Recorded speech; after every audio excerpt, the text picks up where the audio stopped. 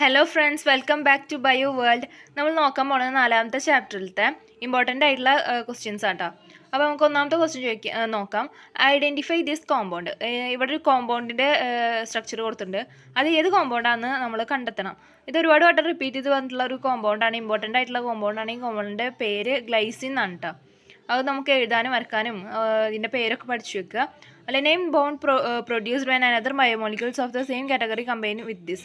ഇതിൻ്റെ കൂടെ ഇതേ കാറ്റഗറിയിലുള്ള കോമ്പൗണ്ട്സ് കമ്പൈൻ ചെയ്യുമ്പോൾ എന്താണ് ഉണ്ടാവുക എന്നാണ് ചോദ്യം. അതിൻ്റെ ആൻസർ പെപ്റ്റൈഡ് ബോണ്ട് എന്നാണ് കേട്ടോ.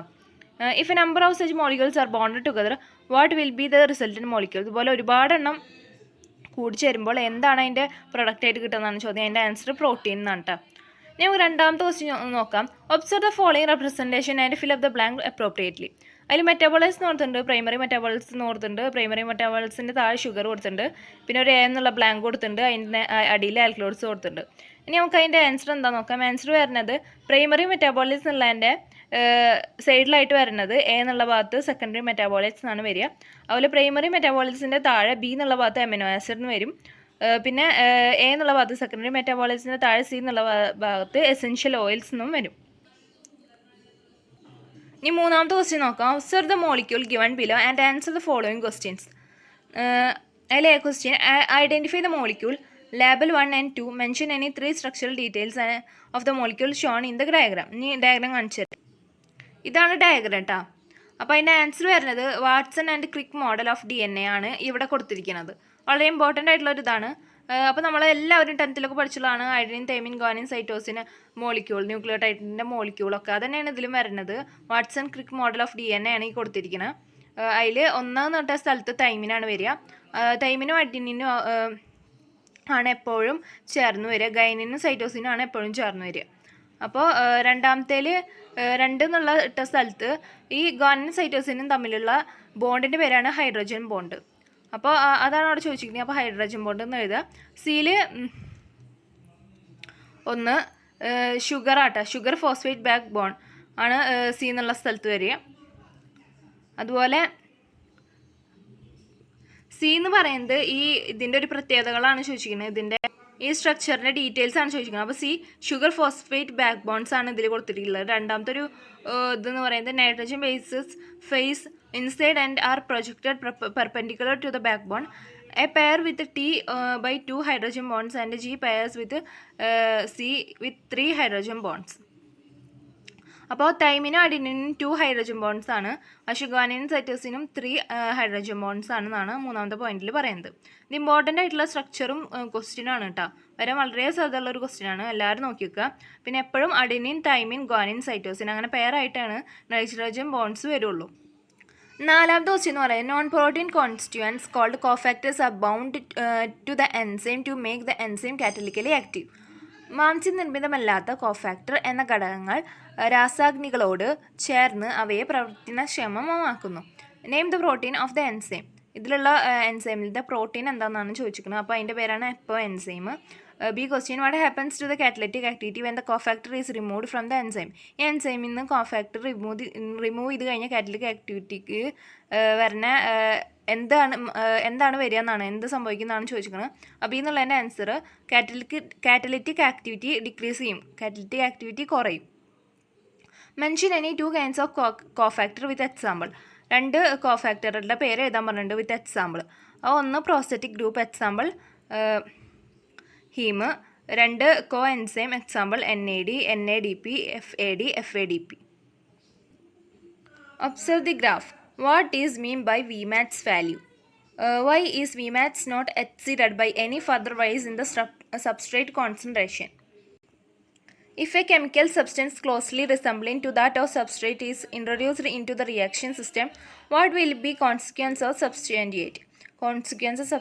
അപ്പോൾ ഇതൊരു ഇമ്പോർട്ടൻ്റ് ആയിട്ടുള്ള ഒരു ക്വസ്റ്റ്യൻ ആണ്. ഈ ഗ്രാഫ് വരാൻ വളരെ സാധ്യതയുണ്ട്. അപ്പോൾ നമുക്ക് അതിൻ്റെ ആൻസറോട് നോക്കാം. What is mean by Vmax value? Vmax value എന്താണെന്നാണ് ചോദിച്ചിരിക്കുന്നത്. Vmax വാല്യൂ പറഞ്ഞു കഴിഞ്ഞാൽ മാക്സിമം വെലോസിറ്റി ആണ്. മാക്സിമം വെലോസിറ്റിനാണ് നമ്മൾ Vmax എന്ന് പറയും. അതുപോലെ why is Vmax not exceeded by any further rise in the substrate concentration? Substrate concentration increase ചെയ്തുകൊണ്ട് വിമാസ് വാല്യൂ എക്സീഡ് ആവണില്ല. അതിന് കാരണം എന്താണെന്നാണ് ചോദിച്ചിരിക്കുന്നത്. At this stage the enzyme molecules become fully saturated and no active site is left free to bind with the additional substrate molecules. All enzymes shown this saturation effect. അതാണ് അതിൻ്റെ answer വരിക. പിന്നെ C, if a chemical substance closely resembling to that of the substrate is introduced into the reaction system, what will be the consequences substantiate. അപ്പോൾ അതിൻ്റെ answer it will inhibit the enzyme activity. As a result the reaction will stop. ഇനി ആറാമത്തെ question നോക്കാം. ആറാമത്തെ question fill in the blank column with correct terms or sentences ആണ്. അപ്പോൾ അതാ 2 column തന്നിട്ടുണ്ട്. അതിൻ്റെ ആൻസറാണ് നമ്മൾ നോക്കുന്നത് കേട്ടോ. അതിൽ ഓക്സിഡോ റിഡക്റ്റേസ് എന്ന് പറഞ്ഞിട്ടുള്ള അതിൻ്റെ നേരെ catalyse oxido reduction between 2 substrate എന്നാണ് അതിൻ്റെ ആൻസർ വരിക. ട്രാൻസ്ഫറൈസിൻ്റെ നേരെ catalyse group transfer between substrates. ഹൈഡ്രോലൈസിൻ്റെ നേരെ catalyse hydrolysis of ester glycosidic or CC bonds. Lyases removal group from a substrate by cleaving double bonds. Isomerase catalyze interconversion of optical or geometrical isomers. Ligase എന്ന് പറയുന്നത് catalyze linking together of 2 compounds. ഇനി നമുക്ക് 7ാമത്തെ question നോക്കാം. The diagram given below show A segment of double standard DNA. Copy it and ലാബിൾ the parts of marked A and B. ഇതവിടെ ഒരു nitrogen ബേസിൻ്റെ DNAയുടെ double standard ആയിട്ടുള്ള ഒരു diagram തന്നിട്ടുണ്ട്. അപ്പോൾ നമ്മളത് റീഡ്രോ ചെയ്യും വേണം, അവിടെ ഫില്ല് ചെയ്യേണ്ട സ്ഥലത്ത് ഫില്ല് ചെയ്യും വേണം. അപ്പോൾ ഈ നൈട്രജൻ ബേസ് വരക്കാനായിട്ട് പഠിച്ചിട്ട് പോകണം. അത് വരാൻ സാധ്യതയുള്ള മിക്ക പ്രാവശ്യം വരാറുള്ളൊരു ക്വസ്റ്റ്യനാണിത്. അപ്പോൾ അത് വരയ്ക്കാനായിട്ട് പഠിച്ചിട്ട് പോകണം. അപ്പോൾ അവിടെ വരുന്നതൊക്കെയാണ് തൈമീൻ്റെ കൂടെ എപ്പോഴും വരികയാൻ പറഞ്ഞിട്ട് അഡിനീനാണ്. അപ്പോൾ അവിടെ എ എന്നുള്ള സ്ഥലത്ത് അഡിനീനാണ് വരിക കേട്ടോ. അതാണ് അതിൻ്റെ ആൻസർ വരുന്നത്. അതുപോലെ എ എന്നുള്ള സ്ഥലത്ത് പെൻഡോസ് ഷുഗറാണ്.